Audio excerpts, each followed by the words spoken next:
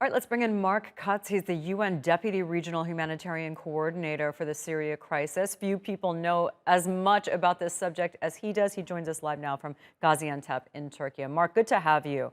All right, so 1 year ago when this was up for a vote, at the last minute we saw this 1-year extension. Russia allowed keeping it open, but we knew this day was coming.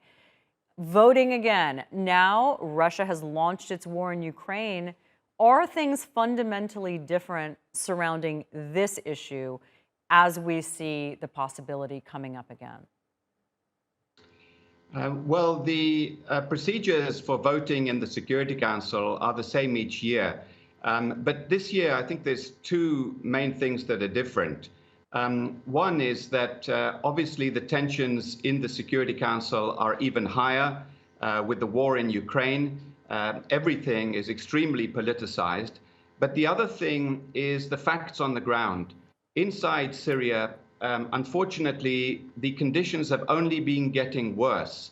Not only with the pandemic, which caused a lot of additional hardship for people, but just the general economic crisis in the country, and that's been made worse by rising food prices globally, also as a result of the war in Ukraine. So people are really suffering. They are absolutely desperate to see this resolution continue. And for those who don't know, tell our viewers how crucial this crossing is and how difficult it has been to get aid to these people.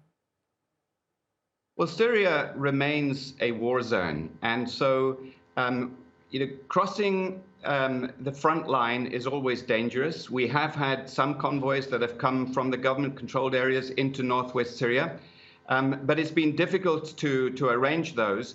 But meanwhile, the safest and most direct and most effective way of helping people in northwest Syria has been across the border from Turkey.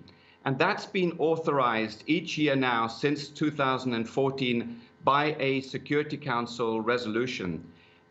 There's only one crossing point that is currently authorized, and that's the Al-hawa crossing point. This is now an absolutely vital lifeline for millions of people in the Northwest. So the prospects of this closing, I know the situation is very dire there, but it came down to the wire 1 year ago. Are there contingency plans in place? I know this is really the one route left. So what happens if it does close? Well, we always have contingency plans. We work in difficult situations around the world, and our principle is always to hope for the best, but to plan for the worst. So yes, we do have contingency plans, but really, we have made it very clear that currently there is simply no alternative that can match the scale and scope of what the UN is doing in northwest Syria. This is one of the biggest aid operations in the world. These are some of the most vulnerable people in the world. There are 4.5 million people in this area. 3/4 of them are women and children. Many are elderly people, people with disabilities. They're living in tents in dire conditions.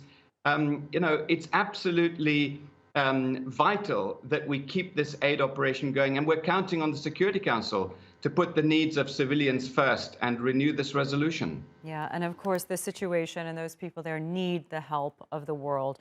Mark, thanks so much for joining us.